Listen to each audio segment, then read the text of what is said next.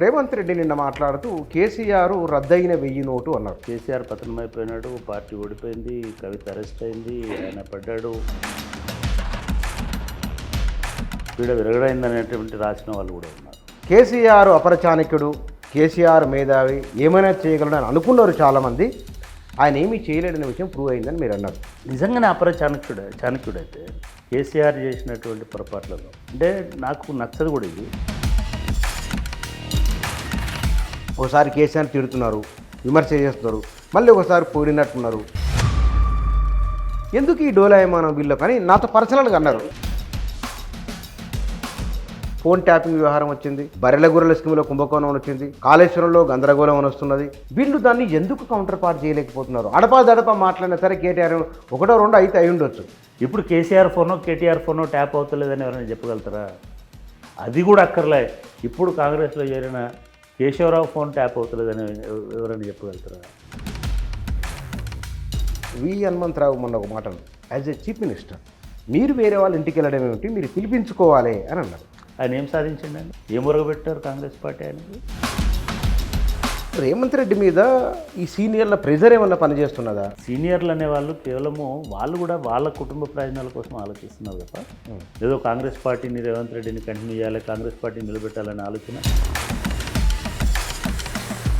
నమస్తే. తెలంగాణ రాష్ట్ర రాజకీయాలు 4 నెలలకు ఇప్పటికీ చాలా మార్పు వచ్చింది. బలమైన విపక్షం ఉండడం, బలాన్ని మరింత బలం పెంచుకునే ప్రయత్నం చేయడం కాంగ్రెసు, అధికార విపక్షాల మధ్య విమర్శలు, ప్రతి విమర్శలు, ఆరోపణలు, ప్రత్యారోపణలు. ఇది 10 ఏళ్లలో ఇలాంటి వాతావరణం లేదు. ఇవాళ భారతీయ జనతా పార్టీ, బీఆర్ఎస్, కాంగ్రెసు ఈ 3 శిబిరాలుగా జరుగుతున్న చర్చోపచర్చలు. ఈ పార్టీలో ఒక ఆయన ఉంటాడంటే కాదు, ఈ పార్టీ నుంచి ఇంకో పార్టీకి వెళ్తాడని ఒకరి భవిష్యత్తు మరొకరు చెప్తూ ఉన్నారు. ఈ మొత్తం సినారియోను మనం ఎట్లా అర్థం చేసుకోవాలి? ఈ విషయాల గురించి మాట్లాడదాం. మన దగ్గర ప్రొఫెసర్ గంటా చక్రపాణి గారు ఉన్నారు. సార్ నమస్కారం. సార్, నేను రేవంత్ రెడ్డి నిన్న మాట్లాడుతూ కేసీఆర్ రద్దయిన 1000 నోటు అన్నారు. అంటే కేసీఆర్ తెలంగాణ రాజకీయాలకు అంత కింది స్థాయికి పడిపోయిందా? ఉనికి లేనంత విలువనంతగా అయిపోయిందా? మీరు ఇందాక చెప్తున్నప్పుడు చెప్పినట్టుగా రాజకీయాలు ఏమవుతున్నాయి అనేది ఎవరు ఊహించలేనటువంటి వాతావరణం అయితే నెలకొంది. ఇవాళకైనా రద్దయిన 1000 నోటు కావచ్చు, కానీ భవిష్యత్తులో ఏమవుతాడనేది రేవంత్ రెడ్డి చెప్పలేడు, లేదా ఇంకొకరు కూడా చెప్పలేరు. అసలు కేసీఆర్కే తెలియదు తను ఏమవుతాడు.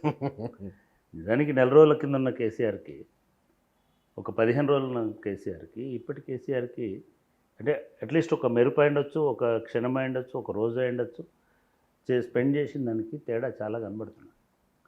రెండవది, మీరు చాలా అంటే క్లుప్తంగా చెప్పినప్పటికీ కూడా రాజకీయాలు అనేటువంటివి ఒక ఏకపక్షమైనటువంటి పద్ధతిలో ఉంటాయని చాలామంది విశ్లేషణలు చేసినారు. ఈ మూడు నెలలలో 3 నెలలలో కేసీఆర్ సైలెంట్గా ఉండొచ్చు, లేదా రేవంత్ రెడ్డి చాలా దూకుడుతో ఉండొచ్చు. కానీ అంతర్లీనంగా మీరు గమనించినట్టయితే తెలంగాణ సొసైటీ ఒక రకంగా తెలంగాణ సివిల్ సొసైటీ, పౌర సమాజం అని మనం ఏదైతే అంటామో, అది మేధావులు కావచ్చు, మేధావులని చెప్పబడుతున్న వాళ్ళు కావచ్చు, లేదా సంపాదకులు అని చెప్పబడుతున్నటువంటి వాళ్ళు కావచ్చు, లేదా మిగతా వాళ్ళు కావచ్చు, ఒక నిశ్శబ్దంలో ఉండిపోయినారు. బీరిపోవడం అంటారు చూడు, అట్లా చూస్తూ ఉండిపోయినారు. ఫైన్, కొంత లోపల చాలామంది కేసీఆర్ పతనమైపోయినాడు, పార్టీ ఓడిపోయింది, కవిత అరెస్ట్ అయింది, ఆయన పడ్డాడు, ఇట్లాంటి వాటి పట్ల సంతోషించిన వాళ్ళు కూడా ఉన్నారు, హ్యాపీగా ఫీల్ అయిన వాళ్ళు కూడా ఉన్నారు, పీడ విరగడైందనేటువంటి రాసిన వాళ్ళు కూడా ఉన్నారు. కానీ అంతకంటే ఎక్కువ ఏదో జరుగుతున్నది తెలంగాణ సమాజంలో అనేటువంటి అనుమానం చాలామందికి ఈ సైలెంట్గా ఉన్నటువంటి వాళ్ళకు వస్తున్నది. వాళ్ళు ఇప్పుడిప్పుడే మళ్ళీ రాయడం షురూ చేసినారు, మాట్లాడడం షురూ చేసినారు. నేను ఒక ఎగ్జాంపుల్ చెప్తాను.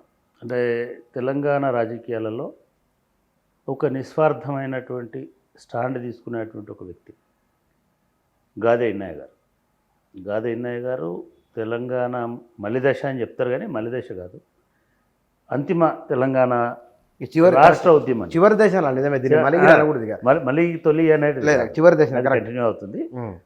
ఆ చివరి దశలో మొట్టమొదలు తెలంగాణ భావ వ్యాప్తికి సంబంధించినటువంటి ప్రయత్నం ఒంటి చేతితో చేసినవాడు కాదన్న. నేను కాకతీయ యూనివర్సిటీలో 92లో ఉద్యోగంలో చేరాను. ఇన్నయ్య గారు నా రూమ్కి వచ్చినారు. వచ్చి ఆయన అనేక సందర్భాల్లో తెలంగాణ ఆవశ్యకతను గురించి చెప్పుకుంటూ కొంత డేటా తీసుకొచ్చినాడు. ఎన్ని కాగితాలు, చిత్తు కాగితాలు, మొత్తం సర్వే రిపోర్ట్లన్నీ పట్టుకొచ్చినాడు. కాగితాలు రాసు ఎన్ని పరిశ్రమలు ఉన్నాయి, ఎవరు ఆంధ్ర వాళ్ళు, ఎవరు తెలంగాణ వాళ్ళు, ఎన్ని భూములు ఉన్నాయి, ఎవరు ఆంధ్ర వాళ్ళు, ఎవరు తెలంగాణ, ఎన్ని పరిశ్రమ, ఎన్ని మిగతాయి ఉన్నాయి, ఉద్యోగులు ఎంతమంది ఆంధ్ర వాళ్ళు, ఎంతమంది తెలంగాణ వాళ్ళు. ఇట్లా విద్య, వైద్యం, ఆరోగ్యం, పరిశ్రమలు, ఎంప్లాయ్మెంట్, అన్ఎంప్లాయ్మెంట్ డేటా అంతా తీసుకొచ్చింది. అన్న ఇవన్నీ మనం పబ్లిష్ చేయాలి. ఇది ఒక 4 సంవత్సరాలు నడిచింది, 4-5 సంవత్సరాలు నడిచింది. సో అటువంటి ఇన్నయ్య గారు మొన్నటి ఎన్నికల్లో లేదా అంతకుముందు 10 సంవత్సరాలు కేసీఆర్ని ఒక రకంగా కేసీఆర్ను రూపుదిద్దిన వాళ్ళలో ఇన్నయ్య ఒకడు. కానీ అదే ఇన్నయ్య కేసీఆర్కి పదవిలోకి వస్తాడు, అధికారంలోకి వస్తాడు, ఉద్యమం పీక్ల స్టేజ్లోకి వచ్చిన తర్వాత మళ్ళీ వెనక్కిపోయింది. ఈసారి అదే ఇన్నయ్య కాలికి బలపం కట్టుకొని కాంగ్రెస్ పార్టీని గెలిపించడానికి ప్రయత్నం చేసింది.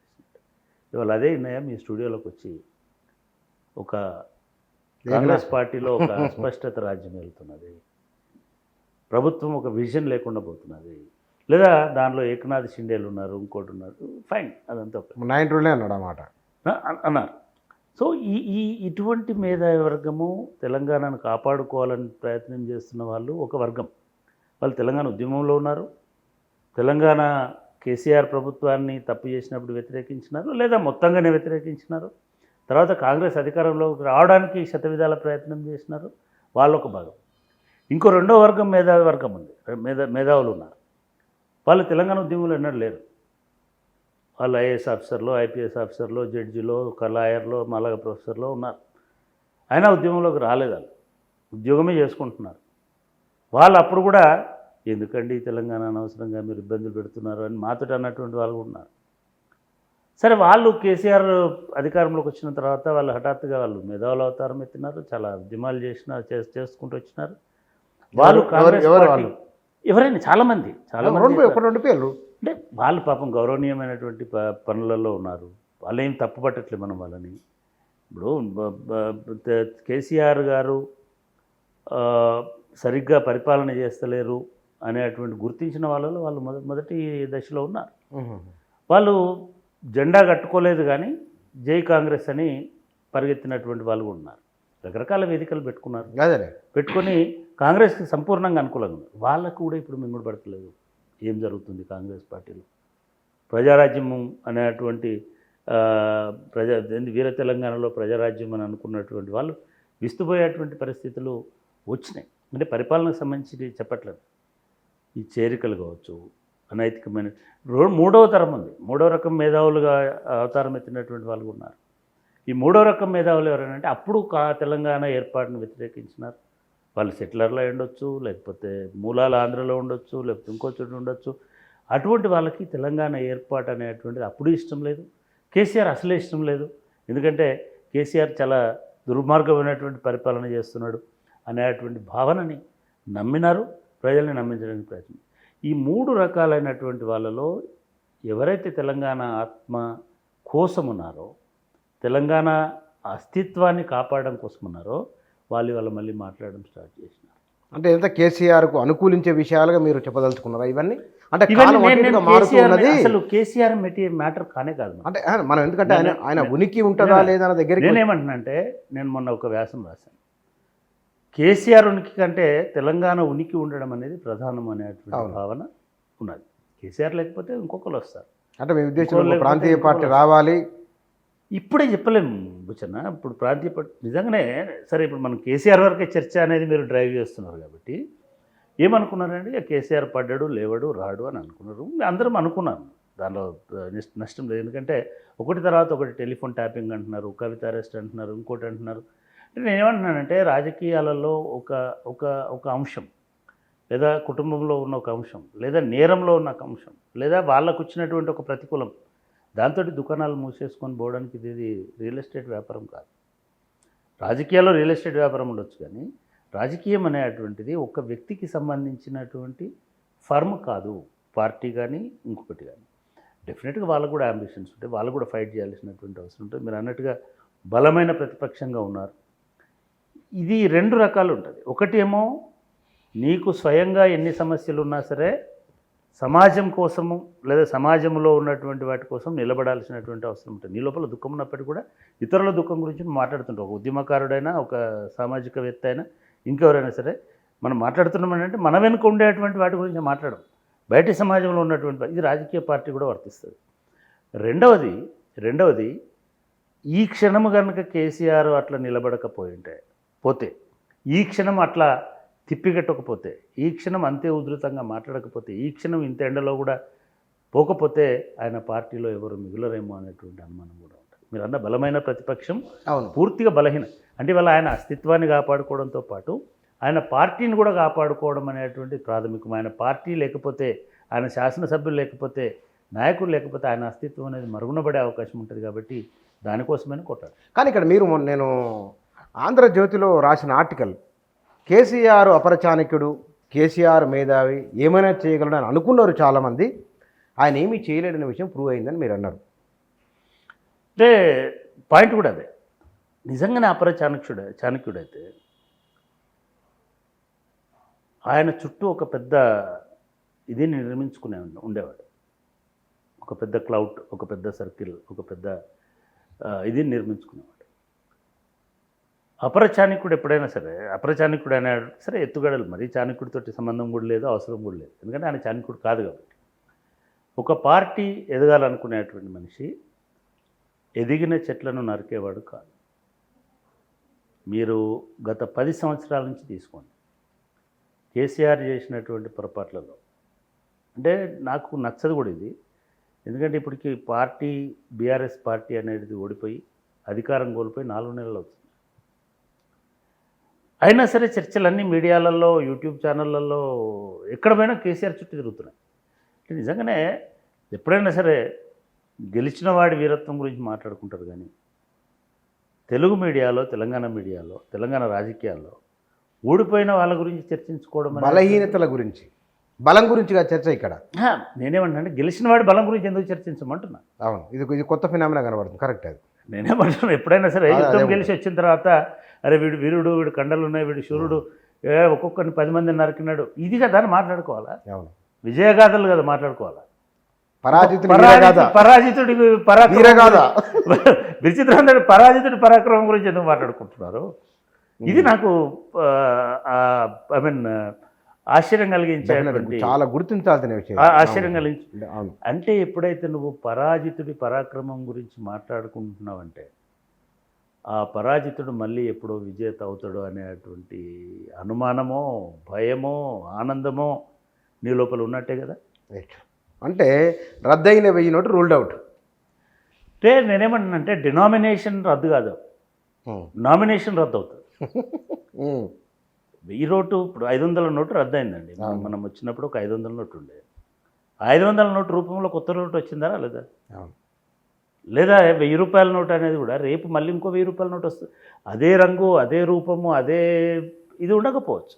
నేనేమన్నంటే రాజకీయ పార్టీలలో మీరు ఇలా ఉదయం ఒక మాట మాట్లాడినారు, ఇందిరాగాంధీ ఎన్నికైన సందర్భంలో, ఇది ఎమర్జెన్సీ కంటే ముందు జరిగినటువంటి రాజనారాయణ కేసులో అప్పుడు ఎడిటోరియల్స్ రాసినారు, ఇందిరాగాంధీ శకం సమాప్తమని. ఇందిరాగాంధీ అత్యంత అవమానకరమైనటువంటి, నాకు బాగా గుర్తు, అంటే ఐ మీన్ తర్వాత ఎప్పుడో రెఫరెన్స్లో చూసినా మరి ఎందుకు, కానీ ఆమె ఇట్లా కూర్చొని తలకాయ పట్టుకున్న ఫోటో వేసినారు. అయిపోయింది ఇక, ఆమె జైలుకు కూడా పోయిందని. కానీ ఆమె శకం అప్పుడే స్టార్ట్ అయింది. అసలు శకం అప్పుడే స్టార్ట్ అయింది. దాని తర్వాతనే ఎక్కువ ప్రజామన్నను పొందింది, ప్రజా ఆమోదం పొందింది, ఎక్కువ మార్చుకున్నది. కాంగ్రెస్ పార్టీ కొత్త రూపంలోకి తీసుకొచ్చింది. నేనేమన్నంటే రాజకీయాలలో ఒక పార్టీ కంప్లీట్గా అంతరించిపోతుంది అనుకోవడం అనేది సాధ్యం కాదు. కానీ ఇక్కడ చాలామంది నాతో పర్సనల్గా అన్నమాట, ప్రొఫెసర్ గంటా చక్రపాణి, వి ప్రకాష్ ఇలాంటి వాళ్ళు తెలంగాణ ఉద్యమంలో డైరెక్షన్ ఇచ్చిన వాళ్ళు, ఏమాట కాబట్టి వాళ్ళంతా ఇవాళ డోలాయమానంలో ఉన్నారు. ఒకసారి కేసీఆర్ తిడుతున్నారు, విమర్శ చేస్తున్నారు, మళ్ళీ ఒకసారి పొగిడినట్టున్నారు. ఎందుకు ఈ డోలాయమానం వీళ్ళు? కానీ నాతో పర్సనల్గా బుచ్చన్న మంచి ఇది, బహుశా మీతో అన్నటువంటి వాళ్ళు తెలంగాణ ఉద్యమంలో ఉన్నవాళ్ళు కాదు. వాళ్ళు మీరు అన్న మాటని చెప్తున్నా. ఎస్, మేము 30 ఏళ్ళు తెలంగాణ ఉద్యమానికి నేను డైరెక్షన్ ఇచ్చినామని. మనం గుర్తుంటే భువనగిరి మీటింగ్ నుంచి మొదలు 97 ఎన్నడూ వెనక్కిపోయి చేయలేదు. మంచి చెడు రెండు మాట్లాడినవాడే విశ్లేషకుడు. మేధావులు ఉన్నారు ఇప్పుడు కొంతమంది. ఆ మేధావులు ఒకరిని వ్యతిరేకిస్తే వ్యతిరేకించుకుంటూ పోతుంది. మాకు అటువంటి ఎజెండా ఏం లేదు. ఎంత ధైర్యం ఉండాలంటే మేము కేసీఆర్ కనుక మేము తొత్తులమైంటనో అనుకూలమైంటనో కేసీఆర్కి వ్యతిరేకంగా రాయగలుగుతామా? మొన్నే కదా ఆంధ్రప్రదేశ్ కేసీఆర్కి వ్యతిరేకంగా మాట్లాడగలుగుతామా? ఎలక్షన్ టైంలో మాట్లాడు. ఎలక్షన్ టైంలో మీ ఛానల్లోనే మాట్లాడాను, నా ఇంటర్వ్యూలోనే మాట్లాడాను. అంటే న్యాయంగా మాట్లాడినటువంటి వాళ్ళకి మంచిని మంచిగా చెడుగా చూడడం అనేది అలవాటు అవుతుంది. డెఫినెట్గా అదే కరెక్ట్ విశ్లేషణ అని నేను అనుకుంటా. కేసీఆర్ మంచి చేసినప్పుడు మంచి మీరు టెలిఫోన్ ట్యాపింగ్ గురించి మాట్లాడితే టెలిఫోన్ ట్యాపింగ్ అనేది పరమనీచమైందని చెప్పగలుగుతారు. ఈ పరమనీచమైన పనిని గత 20 సంవత్సరాలు 30 సంవత్సరాలుగా అన్ని ప్రభుత్వాలు చేస్తూనే ఉన్నాయి. ఎందుకు ఇప్పుడు ఇంత హైలైట్ అవుతున్నది? ఇప్పుడు ఇదే కాదు, కేసీఆర్ ఏం చేసిన హైలైట్ అవుతుంది. మీరు ఇందాక అన్నారు చూడు, ఆయన ఒక లోపాలని ఆయన చెడుని చూపిస్తున్నారు. అంటే దీన్ని సపోర్ట్ చేసే వాళ్ళు కూడా ఉన్నారు. ఇలా కొన్ని ఛానల్స్లో కొన్ని మీడియాలలో వస్తున్నటువంటి కథనాలు జనరల్ ఒక రాజశేఖర రెడ్డి ఉంటే రాకపోయేటి, చంద్రబాబు నాయుడు మీద అసలే రావు. ఈవెన్ అంత వ్యతిరేకత ఉన్నా సరే జగన్మోహన్ రెడ్డి మీద కూడా రావు. ఇవాళ మీకు గుర్తుంటే జగన్ జైల్లో ఉన్న సందర్భంలోనో బహుశా అవినీతి ఆరోపణలు ఎదుర్కొంటున్న ఈడీ ఎఫ్డి ఏదో సిబిఐ ఎంక్వైరీ జరుగుతున్నటువంటి కాలంలో సిబిఐ లక్ష్మీనారాయణ గారి ఫోన్ ట్యాప్ చేసినారనే వార్తలు వచ్చినాయి. ఆయన ఎవరితో మాట్లాడాడు, ఆమెతో ఎందుకు మాట్లాడాడు, ఈయనతో ఎట్లా మాట్లాడాడు, ఇటువంటివన్నీ జరిగినాయి. అది టెలిఫోన్ ట్యాపింగ్ కాదనుకుంటున్నారా మీరు? టెలిఫోన్ ట్యాపింగ్ అధికారికంగా అనధికారికంగా జరుగుతున్నాయి. సరే, ఇప్పుడు వస్తున్నటువంటి వార్తలు నిజానికి రేవంత్ రెడ్డి గారు ఒక మంచి పని చేసిన ఇమ్మీడియట్గా టెలిఫోన్ ట్యాపింగ్. దీనిలో ఒక 200 మంది పోలీసులు ఆఫీసర్లు అంటే కానిస్టేబుల్ ఉండొచ్చు, కనీసం ఒక 50 మంది డైరెక్ట్గా ఇన్వాల్వ్ అయిన వాళ్ళు. ఎందుకంటే 1,00,000 ఫోన్లను ట్యాప్ చేసి మనం ఇప్పుడు నేను మాట్లాడుతున్న ఇంటర్వ్యూనే మళ్ళీ నేను రాయాలని అంటే ఒక 4 గంటలు పడుతుంది, 1 గంట దాన్ని రాయడానికి. ఫోన్లు అట్లా ఫోన్లని మీరు ఛానళ్ళలో వస్తున్న దాన్ని బట్టి చూస్తాం. అదే అంటే ఎక్కడ ఉండదు ఇదంతా లెక్కలు. ఎక్కడి దాకా పోతుంది చర్చ? అదుపు లేకుండా లీకులు అయినా ఉండొచ్చు, అదుపు లేకుండా స్వేచ్ఛ ఉండడం మీడియాకి అయి ఉండొచ్చు. అసలు మొత్తం ఇజ్రాయెల్ నుంచి రష్యా నుంచి బోలెడంత టెక్నాలజీ ఎవరు కొనుక్కొచ్చినారు? ఏ పొలిటీషియన్ జేబులోకి వెళ్ళి పైసలు ఇచ్చి పోయి కొనుక్కరాపో సంతోషం అని చెప్పాడు. పోలీస్ డిపార్ట్మెంట్ కొనుక్కొస్తుంది. పోలీస్ డిపార్ట్మెంట్ ఎవరు బాస్? అప్పుడు ఈ చర్చ అంతా వస్తున్నది. ఇది ఎవరికి మంచిది, ఎవరికి చెడు? అంటే ఇవాళ ఆ పోలీస్ బాస్ ఎక్కడున్నాడు? ఇవన్నీ మొత్తం పోలీస్ బాసే విక్టిమ్ అని వచ్చింది. మళ్ళీ అది కూడా ఆయన ఫోన్ ట్యాప్ అయింది అనేది చర్చ, అది కూడా వచ్చింది ఈ మధ్య పేపర్లో వచ్చింది. ఏమంటున్నంటే ఈవెన్ సార్ అది ఒకటే కాదు, అప్పటి ఇంటెలిజెన్స్ బాస్ను తొలగించడం వెనుక కూడా ఇదే చర్చ నడిచింది. ఆయన తెలియదా అప్పుడున్న ఇంటెలిజెన్స్ ఆఫీసర్కి ఫోన్స్ ట్యాప్ అవుతున్నాయన్న సంగతి? ఇంటెలిజెన్స్ బాస్కి. ఇప్పుడు అదే ఇంటెలిజెన్స్ బాస్ ఇప్పుడు కూడా ఇంటెలిజెన్స్ బాస్. అంటే మనం ఏమంటున్నామంటే ఇది ఒక వ్యవస్థ జరుగుతుంటుంది. ఈ వ్యవస్థను దిగజార్చడానికి, ఈ వ్యవస్థను చేయడానికి ఇవాళ ఏమవుతుంది మొత్తం చర్చ? రేపు కోర్టుకు పోయిన తర్వాత ఇది పోలీసులు చేసిన ట్యాపింగ్ అని ఉంటుంది, లేదా ప్రభుత్వం చేసిన ట్యాపింగ్ ఉంటుంది. ఇది ఒక్క వ్యక్తి చేసిన ట్యాపింగ్ అయితేనేమో నేరం కిందకి వస్తుంది. సరే, ఇది కూడా నేరమే కానీ అన్ని ప్రభుత్వాలు అదే చేస్తాయి. ప్రభుత్వాలకి కొన్ని ఫండ్స్ ఉన్నాయి ఇట్లాంటి వాటి చేయడానికి. సరే, టెర్రరిస్టుల పేరుతోటో ఐఎస్ఐ పేరుతోటో లేకపోతే నక్సలైట్ల పేరుతోటో దాన్ని వాడుతున్నారు. దాన్ని మిగతా వాళ్ళు కూడా వాడుతున్నారు. ఎవరు రిటర్న్గా రాసి ఇవ్వరు, ఫలానా నంబర్ రాసి ఈ నంబర్ చేయు, ఈ నంబర్ చేయి, ఈ నంబర్ చేయి సూచనలు చేస్తుండొచ్చు. అప్పటి ఐజీ ఇంటెలిజెన్స్ కూడా చేసి ఉండొచ్చు. సరే, దీనికి కావాలన్న పరికరాలు కొనుక్కరమని అప్పటి డీజీ కూడా చేసి ఉండొచ్చు. సో ఇది మొత్తం పోలీస్ వ్యవస్థ చుట్టుకునేటువంటి అంశం అవుతుంది. రెండోది, మీ డిపార్ట్మెంట్ మీ డిస్కషన్లోనే ఎవరో ఒక పోలీస్ ఆఫీసర్ చెప్పినాడు, ఇది అన్క్వశ్చనబుల్ పవర్ ఉంటుంది పోలీసులో, విధేయత అనేది ఉంటుంది. ఫలానాడు ఫోన్ ట్యాప్ చేయమంటే ఎందుకు చేయాలని అడగడు పోలీస్ ఆఫీసర్. అవును, చేస్తాడు. ఈ ఐజీ ఇప్పుడు రేపు వచ్చేటువంటి ప్రభాకర్ రావును అడిగినా కూడా అవును నాకు ఇన్ఫర్మేషన్, నాకు అట్లాంటి ఇన్స్ట్రక్షన్స్ ఉన్నాయి, నేను చేసినాను, ఇది నా డ్యూటీలో భాగం. సరే ఇవాళ ఏమవుతున్నది అని అంటే ఒక నరేటివ్ డెవలప్ అవుతుంది. ఇట్లా చేసినారంటే ఎక్కడి దాకా పోతున్నారంటే విశ్లేషకులు అంటే కొంతమంది ఈవెన్ ఎవరు ఒక సినిమా యాక్టర్ తోటి ఎవరేం అసలు ఇది పరిధి దాటిపోయినట్లు అన్నీ అట్లే అవుతున్నాయి. ఇది అన్ని అంతకుముందు పబ్లిక్ సర్వీస్ కమిషన్లో కూడా అట్లే అయింది కదా. అవును, పబ్లిక్ సర్వీస్ కమిషన్లో 3 నెలలు ఇదే నెరేటివ్ నడిపించిన. నిజమే అసలు వివేలీకు కరెక్ట్ 1 year అవుతుంది. 1 year అవుతుంది. దానికి అది కూడా ఒకంత ఉపయోగపడింది రేవంత్ రెడ్డి గారికి పదవిలోకి రావడానికి. అది కూడా ఒకందుకు ఉపయోగపడింది ఆర్ఎస్ ప్రవీణ్ కుమార్ గారిని లైమ్ లైట్లోకి తీసుకురావడానికి. దీన్ని 3 నెలల పాటుగా వాడినారు కదా. అప్పుడు 3 నెలల పాటు ఆడిన నేరము శిక్ష అది ఇది పేర్లు వీళ్ళు వాళ్ళు ద్రోహులు అన్నారు కదా. మళ్ళీ ఇప్పుడు అదే పబ్లిక్ సర్వీస్ కమిషన్కు ఒక పోలీస్ ఆఫీసర్ 3 నెలలు అయింది కదా. ఏమైందండి? సజావుగా నడుస్తుంది కదా. అదే కరెక్ట్. అది రేపు ఎవరైనా చెప్పగలుగుతారా ఇప్పుడు ఫోన్లో ట్యాప్ అవుతలేవు? రేపు వచ్చి మళ్ళీ ఏమన్నా గవర్నమెంట్ ఇప్పుడు ఫోన్లు నీ ఫోనో నా ఫోనో ట్యాప్ అవుతలేదని గ్యారంటీ ఎవరైనా సరే గ్యారంటీ ఇవ్వగలరా? ఎవరు గ్యారంటీ ఇవ్వడం లేదు. ఇవ్వరు. ఇప్పుడు కేసీఆర్ ఫోనో కేటీఆర్ ఫోనో ట్యాప్ అవుతలేదని ఎవరైనా చెప్పగలుగుతారా? అది కూడా అక్కర్లే. ఇప్పుడు కాంగ్రెస్లో చేరిన కేశవరావు ఫోన్ ట్యాప్ అవుతలేదని ఎవరైనా చెప్పగలుగుతారా? కాబట్టి ఈ చర్చ ఒక రాజ్యము, ప్రజల మీద నిఘా, ప్రజల ప్రైవసీ, వాళ్ళకు ఉన్నటువంటి హక్కు ఈ ధోరణిలో జరిగినంత వరకు బాగానే ఉంటుంది. కానీ ఇది ఒక డిఫరెంట్ టర్మ్ తీసుకుంటుంది, డిఫరెంట్ నరేటివ్. ఇది కాంగ్రెస్ పార్టీకి ఉపయోగపడుతుంది అని వాళ్ళు అనుకుంటున్నారు. ఎప్పుడైతే ఎట్లాగైతే మనం ఇట్లాంటి నరేటివ్స్ అన్నీ ఉపయోగపడతాయి. సరే మీ ప్రశ్నకు వస్తే, నేను ఇందాక చెప్పినట్టుగా ఏ రాజకీయ పార్టీ కానీ, ఏ రాజకీయ నాయకుడు కానీ, ఏ రాజకీయ శక్తి కానీ, ఏ రాజకీయ అస్తిత్వం కానీ నశించడం అనేటువంటిది, వ్యక్తులతోటి అంతరించడం అనేటువంటిది జరగదు. అది ఒక భిన్నమైన రూపంలో రావచ్చు, భిన్నమైన నాయకత్వంలో రావచ్చు, భిన్నమైన పద్ధతిలో రావచ్చు. అయితే ఇక్కడ ఏమిటో మరి అర్థం కావట్లేదు. ఎన్నికలకు ముందు కాంగ్రెస్ వాళ్ళు ఎన్ని ఆరోపణలు చేసినా బీఆర్ఎస్ వాళ్ళు కౌంటర్ చేయలేదు, ఖండించలేదు. వాటిని మరి ఎందుకున్నారో తెలియదు. ఉన్నారు అంటే మాకు తిరుగులేదు, మేము గెలుస్తామని అనుకున్నారో ఏమో తెలియదు. ఎన్నికలు అయిపోయి ఇప్పుడు ప్రభుత్వంలోకి వచ్చిన తర్వాత చిడుతూనే ఉంది. ఇప్పుడు ఫోన్ ట్యాపింగ్ వ్యవహారం వచ్చింది, బర్రెల గొర్రెల స్కీమ్లో కుంభకోణం వచ్చింది, కాళేశ్వరంలో గందరగోళం వస్తున్నది, రోజు పోటీ వస్తున్న కరెంటు విషయంలో కరెంటుకి ఎక్కువ ధర కొండని మీరు అని చెప్తున్నారు. వీళ్ళు దాన్ని ఎందుకు కౌంటర్ పార్ట్ చేయలేకపోతున్నారు? అడపా మాట్లాడినా సరే కేటీఆర్ 1, 2 అయితే అయి ఉండొచ్చు. అంటే ఇది ఒకటి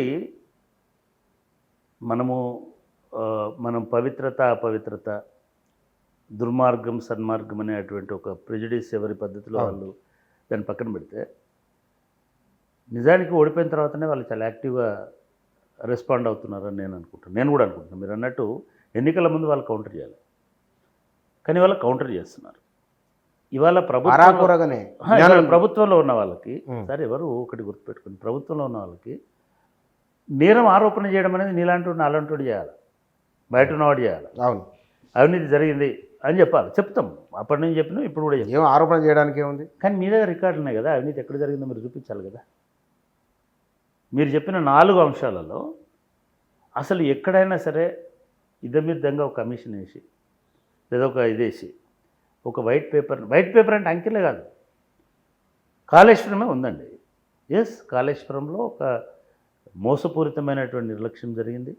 కాళేశ్వరం కూలిపోయింది. ఫ్యాక్ట్స్ మాట్లాడితే కాళేశ్వరంలో మేడిగడ్డ అనేటువంటి ఒక ఇది కూలిపోయింది. దానిలో ఒక 3 పిల్లర్లో 4 పిల్లర్లో 2 పిల్లర్లు. దాని మీద విచారణ ఏది? దానికి కారణాలు ఏమిటి? అవినీతి కారణం కాదు. నాణ్యత లోపమా, డిజైన్ లోపమా, లేదా ఆ స్థలము ఎంపిక చేయడంలో జరిగిన అవినీతి అనేది బ్యాక్గ్రౌండ్లో ఉంటుంది. అవినీతి వల్ల నాణ్యత లోపించిందని చెప్పొచ్చు, నాణ్యతనే కారణమని మీరు చూపిస్తే. అవినీతి వల్ల డిజైన్లో లోపం జరిగిందని చూపొచ్చు. దానికి అవినీతి వల్ల డిజైన్లో లోపం జరుగుతుందా లేదనేది వేరే సంగతి. అదే అంటే మీరు చెప్పిన ఈ 5 ప్రభుత్వం ప్రొయాక్టివ్గా ఏం చేయాల్సి ఉండే అంటే గొర్రెల పెంపకమే ఉంది.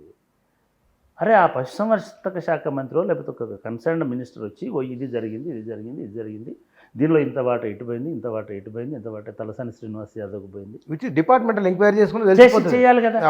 ఈ 5 మీరు ప్రస్తావించినటువంటి వాటిల్లో ఒక పౌరుడిగా నేనంటున్నా ఎంక్వైరీ ఎందుకు చేయట్లేదు మీరు? ఒక కాళేశ్వరం మీద కమిషన్ వేసిన అది రిటైర్డ్ రిటైర్డ్ జడ్జి తోటి అదొకటి. కమిషన్ వేసినారు. ఇప్పటి వరకు ఆయనకు టర్మ్స్ ఆఫ్ రెఫరెన్స్ ఇచ్చినారా లేదా, ఆయన పని స్టార్ట్ అయిందా లేదా, రేపు అవుతుంది అదే బీఆర్కే భవన్లో ఫ్లోర్ ఇచ్చారు ఆయనకు. ఇవన్నీ ఉంటాయి. ఇవన్నీ ఉంటాయి సార్. డెఫినెట్గా ఈ విచారణ జరగాలి. డెఫినెట్గా అవినీతి జరిగినటువంటి సందర్భాలలో విచారణ జరగాలి. దానిలో ఇన్వాల్వ్ అయినటువంటి వాళ్ళు ఖచ్చితంగా శిక్షింపబడాలి. అప్పుడే వ్యవస్థల మీద ప్రజలకు నమ్మకం అనేది ఏర్పడుతుంది. Yes correct. ఇక్కడ ఇప్పుడు ఈ 5-6 అంశాలు ఏవైతే ఉన్నాయో ఇంకా నానబెట్టక్కర్లేదు, ఇంకా ఆడుకోక్కర్లేదు. వీటన్నిటి మీద తక్షణ విచారణ ఎందుకు చేయరు? కరెక్ట్. వీళ్ళు సమాధానం కంటే కూడా వాళ్ళు చేయాలి. అది సీరియస్ ఉంటే పట్టుకుని చేయాలి. అవును 100% మళ్ళీ మళ్ళీ మాట్లాడేందుకు దాని గురించే. వీళ్ళు అధికారంలో ఉన్నవారు కూడా నేనేమంటున్నానంటే ఎప్పుడు కూడా నువ్వు అవతలి వాడి మీద నిందేసినప్పుడు అవతలి వాడు వచ్చి విచారణ చేయమనడు. సరే వాళ్ళు అంటున్నారు, అది వేరే సంగతి. నువ్వు విచారణ చేయొచ్చు కదా, నీ చేతిలో పవర్ ఉంది కదా, ఎందుకు డిలే చేస్తున్నావు? కరెక్ట్, డిలే చేయకూడదు. కానీ ఇక్కడ ఒకటి, కూతురు జైలుకి వెళ్ళడం, రోజు సిట్టింగ్ ఎంపీలు పార్టీని వదిలి వెళ్ళిపోవడం, ఎంత పెద్ద నాయకులైనా మానవులే కదా, విపరీతమైన మానసిక ఒత్తిడి ఉంటుంది, మామూలు ఒత్తిడి కాదు. మీకు కేసీఆర్తో ప్రత్యక్షమైన పరిచయం ఉంది, చాలా సంవత్సరాలుగా క్రిటికల్ సందర్భంలో పిలిపించుకొని మాట్లాడిన ఇతర ఉన్నాయి మీ మధ్య ఇద్దరికి. ఆయన మానసిక స్థితి ఎట్లా ఉంటుంది ఇట్లాంటి? నేను ప్రకాష్ కరెక్ట్ పర్సన్ ఈ అంశాల మీద చెప్పడానికి. ఎందుకంటే మీరు అనుకున్నారు కానీ నేనేమి పెద్దగా, నేను అందరినీ రేవంత్ రెడ్డి ఇంకా రేవంత్ రెడ్డి తోటి విశ్లేషణ చేయొచ్చు, కానీ కేసీఆర్ని విశ్లేషించడం అనేది నాతోటి కాదు. ఎందుకంటే కేసీఆర్ కేవలము కోదండరామ్ గారు వదిలి వెళ్ళిపోయిన తర్వాత, జేఏసీ ఆయన నుంచి దూరమైన తర్వాత, కోదండరామ్, రఘు వీళ్ళందరూ బయటికి వెళ్ళిపోయిన తర్వాత ఆయన మా ఇంటికి వచ్చినాడు, మా దగ్గరికి వచ్చాడు ఒక 4-5 సార్లు.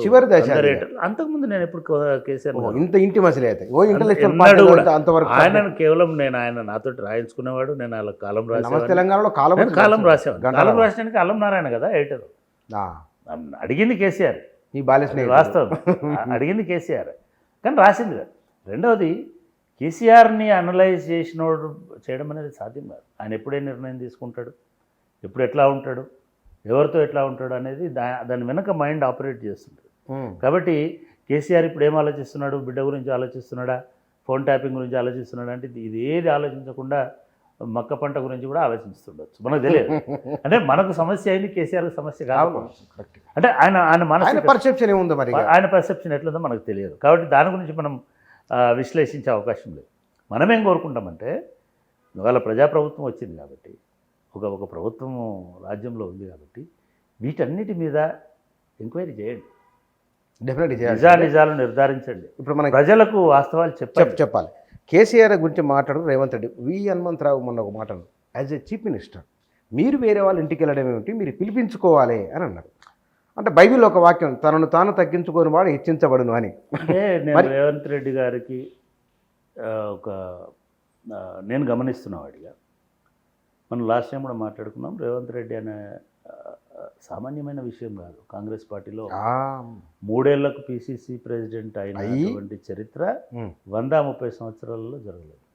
అది జాతీయ కాంగ్రెస్లో కానీ స్థానిక కాంగ్రెస్లో కానీ. మీరు ఆశ్చర్యపోతారు. మొత్తం నేను కాంగ్రెస్ పార్టీ ప్రెసిడెంట్ల చరిత్ర చూసుకుంటూ వస్తే అసలు కాంగ్రెస్ పార్టీ మనకు ఎంత లిబరల్గా కనబడుతుందో, నాయకత్వం విషయంలో అంత కన్జర్వేటివ్ పార్టీ. వాళ్ళ విధేయులను మాత్రమే ఇప్పటివరకు వాళ్ళు కుర్చీలు, విధేయత అనేటువంటిది ప్రైమరీ కాంగ్రెస్ పార్టీ. మీరు మిగతా పార్టీలలో విధేయత లేకపోయినా సరే మీ సిద్ధాంతంతో సర్వైవ్ కావచ్చు, అవును, విధేయత లేకపోయినా సరే మీకు ఉన్నటువంటి అనుబంధాలతో సర్వైవ్ కావచ్చు, విధేయత లేకపోయినా సరే మీ లాంగ్ స్టాండింగ్ తోటి సర్వైవ్ కావచ్చు. ఇప్పుడు అందరికంటే విధేయుడు ఎవరు కాంగ్రెస్ పార్టీలో అనే చర్చ తెలంగాణ కాంగ్రెస్ పార్టీలో అని అనుకుంటే, ఎవరైనా సరే ఈ 30 ఏళ్ళు కాంగ్రెస్ని గమనిస్తున్నటువంటి వాళ్ళు హనుమంతరావు అని చెప్పగలుగుతారు. అంటే ఒక భక్తుడు, హనుమాన్ అన్నట్టు వీరభక్త హనుమాన్. రాజీవ్ గాంధీకి కానీ సోనియా గాంధీకి కానీ ఒక హనుమంతుడు లాగానే ఉండేవాళ్ళు. వాళ్ళు ఆయన హనుమంతు అనే హనుమంతే అనే పిలిచేవాళ్ళు. ఆయన ఏం సాధించిండండి, ఏం ఒరగబెట్టారు కాంగ్రెస్ పార్టీ ఆయనకి? 30 ఏళ్ళు, 40 ఏళ్ళు, 50 ఏళ్ళు ఉన్నాడు ఆయన Congress party. Youth Congress president నుంచి పిసిసి ప్రెసిడెంట్గా ఉన్నాడు, లైఫ్ అంతా ఉన్నాడు. అదేవిధంగా ఇందాక మనం మాట్లాడుకున్న మహేష్ కుమార్ గౌడ్ ఏం ఒరగబెట్టినారు ఆయనకి? విధేయత అంటే కష్టం వచ్చినా నష్టం వచ్చినా, పార్టీలు మారినా, అధికారంలో ఉన్నా లేకపోయినా జీరో అయినా ఆ పార్టీలో ఉండడం కదా. మరి రేవంత్ రెడ్డి దాన్ని మరి రేవంత్ రెడ్డి దానికి అతీతంగా నేను అందుకే చెప్తున్నా, ఆయన వీరత్వాన్ని గుర్తించినారా, ఆయన నాయకత్వాన్ని గుర్తించినారా, ఆయన ప్రతిభను గుర్తించినారా, ఆయన ఎత్తుగడలను గుర్తించినారు. లేదా కోమటిరెడ్డి వెంకటరెడ్డి చెప్పినట్టుగా నేనైతే అనుకోను, ఆయన ఎవరో మాణిక్యం ఠాకూర్ తోటి ఫ్రెండ్షిప్ తోటి వచ్చిందని అదండి అన్ని అబద్ధం. ఖచ్చితంగా రేవంత్ రెడ్డిలో ఆ నాయకత్వ చొరవ పటిమ ఉంది కాబట్టి. అసలు అది కేసీఆర్ మీద వ్యతిరేకతన, కుటుంబ పాలన మీద వ్యతిరేకతన, అరాచకాల మీద వ్యతిరేకతన ఈయన ప్రూవ్ చేసుకున్నాడు. ఆయన నాయకత్వాన్ని ప్రూవ్ చేసుకున్నాడు. ఇమ్మీడియట్గా మళ్ళీ లెక్క తీసి చూడండి, 6-7 సంవత్సరాలకు ముఖ్యమంత్రి అయినటువంటి వాడు కాంగ్రెస్ పార్టీలో లేడు. కాంగ్రెస్ పార్టీని 2 సార్లు 3 సార్లు అధికారంలోకి తీసుకొచ్చినటువంటి మాధవరావు సింధియా లాంటి, అంటే ఒక రాష్ట్రంలో కుటుంబం నుంచి కూడా వాడు ముఖ్యమంత్రి కాలేకపోయినా, రాజేష్ పైలట్ లాంటి ఒక టైగర్ రాజస్థాన్ మొత్తాన్ని ఒక దశలో శాసించినటువంటి, ఈవెన్ ఒకసారి కావాలనుకుంటే రాజీవ్ గాంధీకి సమాంతరంగా ఎదిగినటువంటి లీడర్ కూడా ఆయన కొడుకుని ముఖ్యమంత్రి చేయలేకపోయినాడు, ఆయన ముఖ్యమంత్రి కాలేకపోయినాడు. సచిన్ పైలట్ ఏ రాష్ట్రంలోనే తీసుకోండి అటువంటి వాళ్ళు కూడా కాలేకపోయినారు. అయినా సరే ఇంత తక్కువ టైంలో నేను చెప్పేది 7 ఏళ్లలో ముఖ్యమంత్రి అయిపోయినాడు ఆయన. రేవంత్ ఒక చిన్న ఇది ఆ పార్టీలో ఎవరింటికి పోతున్నారంటే హనుమంతరావు 3 సార్లు పోయినాడు రేవంత్ రెడ్డి ఇంటికి, నాకు ఈ టికెట్ ఇవ్వు, నాకు ఆ టికెట్ ఇవ్వు, నన్ను ఇది చేయి అది చేయి. ఇదొకటైతే రేవంత్ రెడ్డి నిజంగా కూడా ప్రతి ఒక్కరి ఇంటికి పోవాల్సిన అవసరం లేదు. 2 ప్రతినిధులు పంపినారు మీరు శ్రీహరి ఇంటికి, 2 మళ్ళీ ఆయన సబ్ కాస్ట్లలో ఒక మాదిగని ఒక మాలను ఎంపిక చేసి పంపించినారు. అది చూసుకున్నారు, అవన్నీ చూసుకునే కదా నువ్వు. సరే నువ్వు అంటే మరి సీఎం గారు, పిసిసి ప్రెసిడెంట్ గారు ప్లస్ పరిశీలకురాలు మనందరం కలుద్దాం రేపంటే రాడా శ్రీహరి? నేను రెండోది కూడా అడుగుతున్నా రేవంత్ రెడ్డి గారిని, ఇట్లాంటి చేరికలు, ఇట్లాంటి సమయానుకూల చేరికలు, అది కేకే కావచ్చు, అది శ్రీహరి కావచ్చు, అది రంజిత్ రెడ్డి కావచ్చు, అది సునీత కావచ్చు, సునీత మహేందర్ రెడ్డి కావచ్చు, అది ఇంకొకరు కావచ్చు, అసలు వీళ్ళు ఏమైనా మీ పార్టీకి, మీ పార్టీ సిద్ధాంతాలకి, మీ పార్టీ స్ట్రక్చర్లో ఇముడతారా?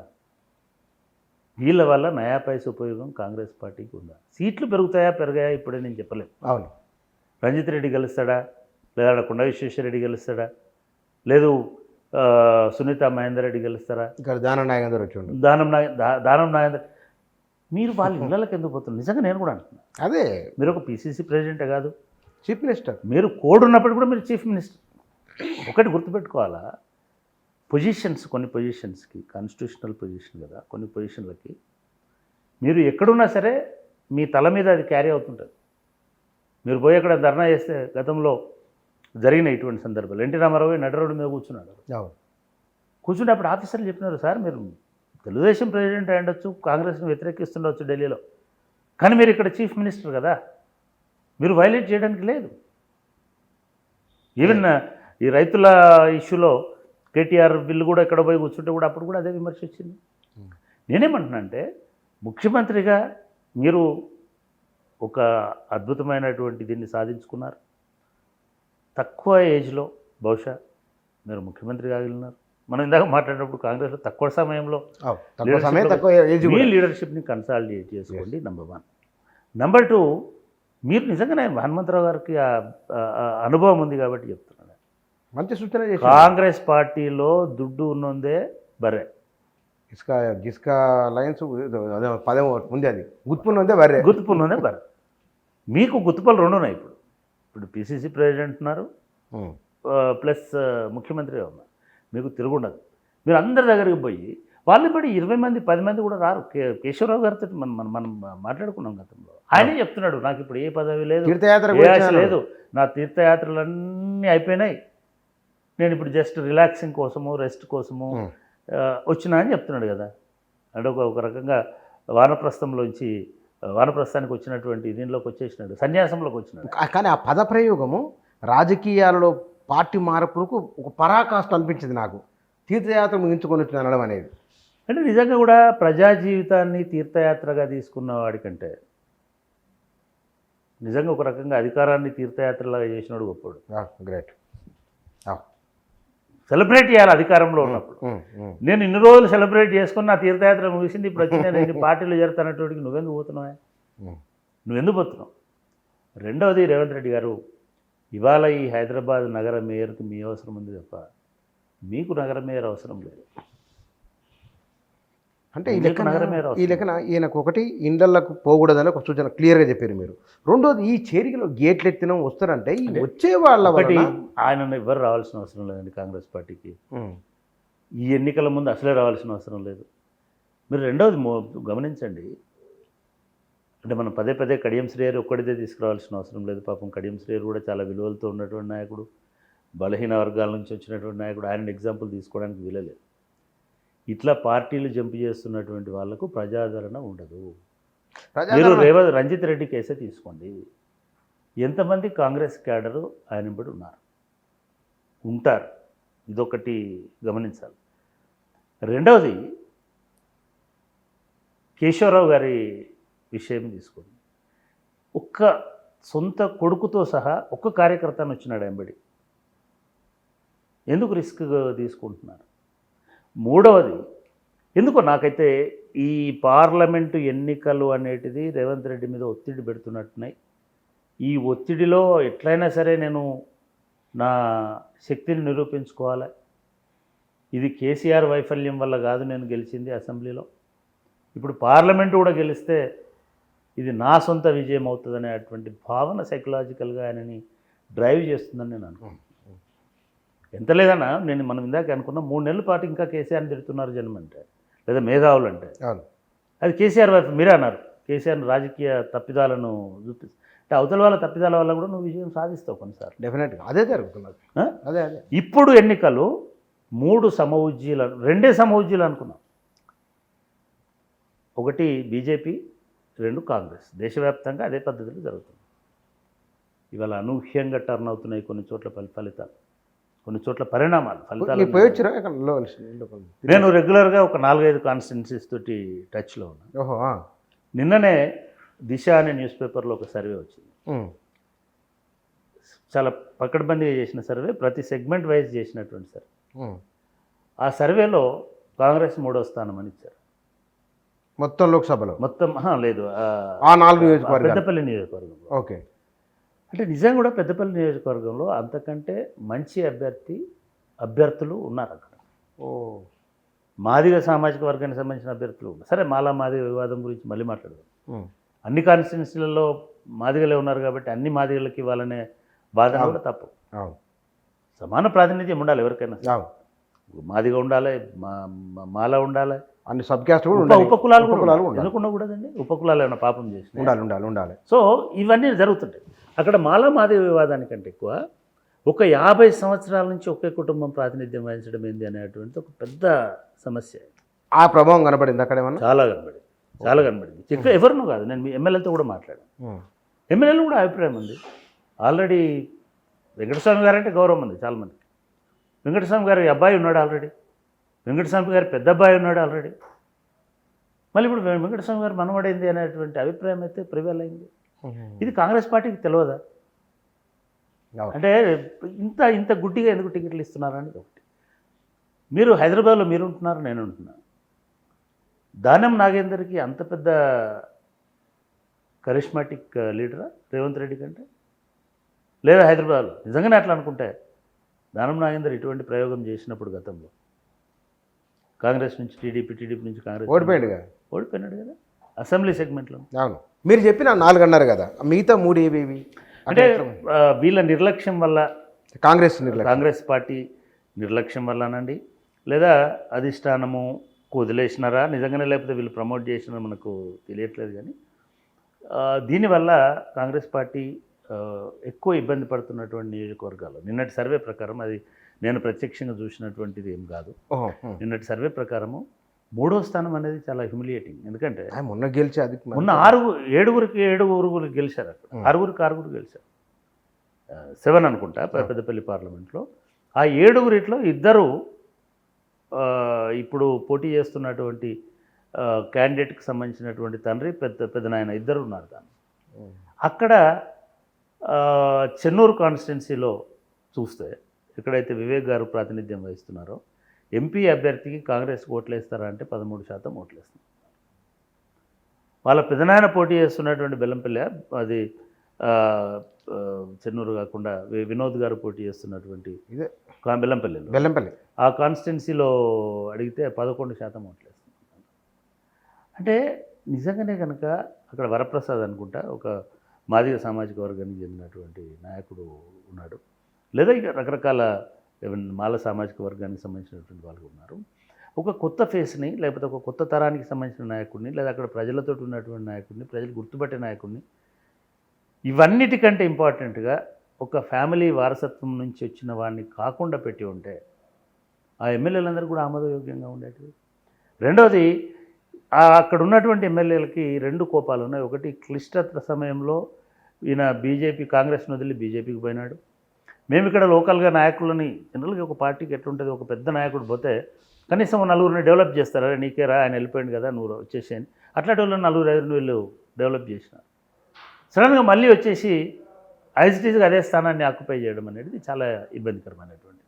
ఈవెన్ మీరు కూడా గమనించి ఉంటారు, మొన్న జరిగినటువంటి మీటింగ్లో, ముఖ్యంగా ఈ బీఆర్ఎస్ కార్యకర్తలకు సంబంధించినటువంటి మీటింగ్ ఒకటి హరీష్ రావు గారు వెళ్ళి వరంగల్లో పెట్టినారు. ఇవన్నీ కాకుండా వరంగల్ నుంచి ఉన్నటువంటి మాదిగ సామాజిక వర్గం చాలా పవర్ఫుల్గా ఉన్నటువంటి సామాజిక వర్గం అక్కడ, లేదా చాలా మందకృష్ణ మాదిగ గారు చాలా ఆర్టికులేటివ్గా ఎట్లా కడియం శ్రీహరి అనేవాడు వరంగల్ జిల్లా వరకు ఆయన చేస్తున్నాడు. ఇవన్నిటి పరిణామాల తర్వాత అక్కడ ఉన్నటువంటి వాతావరణం ఏంటంటే అక్కడ కూడా కాంగ్రెస్ పార్టీ 3వ స్థానంలోకి పోయేటువంటిది. ఇది రేపు బీఆర్ఎస్ ప్రకటించేటువంటి దీన్ని బట్టి ఉంటుంది. ఎందుకు అనేది చెప్తాను. వరంగల్లో 4 అర్బన్ కాన్స్టిట్యున్సీస్ మనకు కనబడతా ఉన్నాయి. అది Warangal west, Warangal east, even కొంత పరకాల, కొంత వర్ధన్నపేట తీసుకుని, వర్ధన్నపేట కూడా ఆల్మోస్ట్ మళ్ళీ అర్బన్లోకే వస్తుంది. భీమారం, రామారం, ఆ వెనుక నుంచి ఉన్న ఆ ప్రాంతం అంతా, మడికొండ ఇట్లాంటి అదంతా ఇక్కడ బీజేపీ ప్రభావం అనేది ఎక్కువ, అంటే సహజంగానే ఉంది. రాములు తలబ్రాల ఉండొచ్చు, దేశ్కి నేత ఉండొచ్చు, మోడీకా పరివారం ఉండొచ్చు, మనం ఒప్పుకోవాలి. తెలంగాణలో చాప కింద నీళ్ళ బీజేపీ అనేటువంటిది ఉంది. దానికి తోడు ఇప్పటి వరకు ఉన్నటువంటి అందరూ అభ్యర్థులలో చాలా శక్తివంతమైనటువంటి అభ్యర్థి, ఆర్థికంగా అయినా సామాజికంగా అయినా ఇక్కడ మనకు కనబడుతున్న వాళ్ళలో రమేష్ మాత్రమే, బీజేపీ అభ్యర్థిగా వరంగల్ ఆరూరు రమేష్. సామాజికంగా అంటే ఆయన సామాజిక వర్గ పరంగా. రెండోది, ఆయన లాస్ట్ టైం గెలిచింది చాలా పెద్ద మెజారిటీ, 60,000 మెజారిటీ, 50,000 మెజారిటీ, హైయెస్ట్ మెజారిటీతో గెలిచాడు. సరే, ఇప్పుడు ఏదో బొటాబొట్టి మెజారిటీతో ఓడిపోయి ఉండొచ్చు. ప్లస్ ఆయనకు కనెక్షన్స్ చాలా ఉన్నాయి. ఆయన రియల్ ఎస్టేట్ వ్యాపారమా ఇంకోట చాలా మంచి వర్గాన్ని అక్కడ డెవలప్ చేసుకున్నాడు. వాళ్ళందరూ ఆర్థికంగా ఆదుకునేటువంటి, నేను అనుకుంటా కడియం శ్రీహరి గారికి అటువంటి శక్తి సామర్థ్యాలను నేను కాంగ్రెస్ బలమే కడియం శ్రీహరి బలం. కడియం శ్రీహరి మంచితనం, కావ్య గారు కొత్త కాబట్టి ఆమెకున్నటువంటి మంచి ఆయన కనుక పార్లమెంట్లో ఒక సంఘ సంస్కర్తకు పెద్ద ఓట్లు పడేటువంటి అవకాశం ఉంది. ఈ లెక్కలతోటి చూసినా కూడా ఇవాళ వరకు బీఆర్ఎస్ క్యాండిడేట్ ఎవరో తెలియదు, కానీ డెఫినెట్గా ఆర్థికంగా సామాజికంగా రమేష్ అక్కడ స్ట్రాంగ్గా ఉన్నాడు. రేపు బీఆర్ఎస్ కనుక స్ట్రాంగ్ క్యాండిడేట్ పెట్టి, మనం బీఆర్ఎస్ కూడా తక్కువ అంచనా వేయకండి. వరంగల్ వరకు అతి తక్కువ మెజారిటీతో ఓడిపోయారు మొన్నటి ఎలక్షన్లో. మొదటి తక్కువ మెజారిటీ ఉన్నాయి. రెండవది, అక్కడున్నటువంటి వాళ్ళలో దయాకర్ రావు గారు కానివ్వండి, లేదా వినయ్ భాస్కర్ గారు కానివ్వండి, లేదా నర్సంపేటలో పెద్ది సుదర్శన్ రెడ్డి కానివ్వండి, లేదా ఈవెన్ భూపాల్పల్లిలో రమణారెడ్డి గారు కానివ్వండి, వీళ్ళంతా చాలా స్ట్రాంగ్ హోల్డ్ ఉన్నటువంటి ఉన్న వాళ్ళు. వాళ్ళ మీద గెలిచిన వాళ్ళందరూ చిన్న తక్కువ మొన్న వచ్చిన వాళ్ళు పోయిన వాళ్ళు, వాళ్ళు ఏ పార్టీ, ప్రకాష్ రెడ్డి ఏ పార్టీలో ఉన్నాడో ఆ పార్టీ వాళ్ళు కూడా తెలియదు. ఇవాళ ఆయన అది ఏంటంటే ఒక యుఫోరియా లాగా, అంటే ఓవరాల్గా వ్యతిరేకతలో ఆ పవనాలలో వీళ్ళందరూ కొట్టుకొచ్చినారు. 4 ఉత్తర తెలంగాణలో, దక్షిణ తెలంగాణ. ఇప్పుడు డెఫినెట్గా వరంగల్ ఆల్సో రేపు మంచి అభ్యర్థిని పెడితే వరంగల్లో కూడా పోటీ బీజేపీ వర్సెస్ బీఆర్ఎస్లోనే ఉండేటువంటి ఆస్కారం ఉంటుంది. కానీ వేరే రకం కాదు. మూడోది చెప్తున్నా ఆ. మీరు అడుగుతున్నారు కాబట్టి కరీంనగర్లో ఎవరండి మీ అభ్యర్థి? కరీంనగర్లో వీళ్ళు అసలు క్లారిటీ లేదు. మరి వీళ్ళ ప్రవీణ్ రెడ్డి అంటున్నారు. ఎప్పటి నుంచి అక్కడ బీఆర్ఎస్ అభ్యర్థి ప్లస్ బీజేపీ అభ్యర్థి ప్రచారం వాళ్ళు ప్రకటించి ఎప్పుడో అయిపోయా. వినోద్ వాళ్ళు కుమార్, already బండి ప్రతి సంజయ్. విలేజ్ తిరిగి వచ్చేస్తారు. అవును. ఇవాళటి కూడా మీరు తేల్చుకోలేకపోతున్నారు. ప్రవీణ్ రెడ్డిని పెట్టాలా, రాజేంద్ర రావుని పెట్టాలా అనేటువంటి దీనిలో ఉన్నారు. సరే, మనం విని వాళ్ళు ప్రభావితం అయ్యేది ఏముండదు కాబట్టి ఒకవేళ ప్రవీణ్ రెడ్డి అయితే లేదా ఒకవేళ రెడ్డి అయితే డెఫినెట్గా కరీంనగర్లో వెల్లుమలందరూ ఏకమయ్యే అవకాశం ఉంటుంది. డెఫినెట్గా వెల్లుమలు ఏకమైతే ఎప్పుడు కూడా ఇప్పుడే కాదు, 70 సంవత్సరాల వెల్లుమ చరిత్రను చూస్తున్నాం మనం. వెల్లుమలు కనుక ఏకమైతే ఎవడు గెలిచేటువంటి అవకాశం ఉండదు. ఒక చిన్న అంటే ఎగ్జాంపుల్, మున్నూరు కాపు కూడా బాగానే ఉంది కదా అక్కడ. మున్నూరు కాపు బాగానే ఉంది. అందుకే ఇప్పుడు మున్నూరు కాపును పట్టుకురావాలని చూస్తున్నాను. నేనేమంటే బీఆర్ఎస్ బీజేపీ అవుతుంది అక్కడ. వెలమ వర్సెస్ వెలమ ఉంటేనే వెలమ ఓట్లు చిల్లిపోతాయి. ఓకే. మున్నూరు కాపు ఉండని, రెడ్డి ఉండని, మున్నూరు కాపు రెడ్డి ఉంటే డెఫినెట్గా వెలమ ఓట్లు అనేటి పోలరైజ్ ఓట్లు కాదు, వెలమ పవర్ అనేది పోలరైజ్, ఇది స్ట్రెంత్ అవ్వడానికి అవకాశం ఉంటుంది. ఇది ఊరికే చెప్పట్లేదు. నేను కరీంనగర్ అని నేను ఎప్పటి నుంచి సిహెచ్ రాజేశ్వరరావు ఎన్నిసార్లు ఎందుకు గెలిచినాడు అనేటువంటిది చూసిన. చివరికి సిహెచ్ రాజేశ్వరరావును ఓడించాలంటే ఏం చేయాలా? సిపిఐఎంఎల్ ఉవ్వెత్తున లేస్తున్నటువంటి టైంలో అక్కడ బడే స్వామిదాస్ అని ఒక దళిత ఆర్గనైజర్ ఉండే, అందరూ ఆయనకు వస్తుందేమో, ఆయన ఓడిస్తాడని అనుకున్నారు. కానీ సిపిఐఎంఎల్ లాంటి పార్టీ కూడా ఎన్వి కృష్ణయ్య అనేట ఆయనని ఒక నెల్లూరు వెల్లమని తీసుకొచ్చి పోటీ చేయించి అక్కడ గెలిపించింది. సో వెల్లమ వర్సెస్ వెల్లమ నెల్లూరు నుంచి తెచ్చి అంటే అఫ్ కోర్స్ అది కమ్యూనిస్ట్ పార్టీ కాబట్టి మాకు కులము ప్రాంతం లేదంటారు. కానీ నెల్లూరుకైనా దొరికిన ఆయన మళ్ళీ వెలమని ఎట్లా దొరికింది, ఎట్లా పట్టుకున్నారు? తీసుకొచ్చారు. ఆయన ఆర్గనైజేషన్లో ఉన్నాడు అప్పటికి. ఈక్వేషన్ వాళ్ళ తెలివితేటలు అంటే వాళ్ళ తెలివితేటలు. ఈ తెలివితేటలు ఏంటంటే అంటే వెల్లమ సామాజిక వర్గానికి ఆ కన్సాలిడేషన్ పవర్ అనేటువంటిది ఉంటుంది. డెఫినెట్గా రాజేందర్ రెడ్డి అయితే డెఫినెట్గా ఆ వెల్లమ ఓట్ల కన్సాలిడేషన్ డివైడ్ అవుతుంది. కానీ మీరు ఎవరిని బట్టినా కూడా కరీంనగర్ ఒక ఇదే కదా.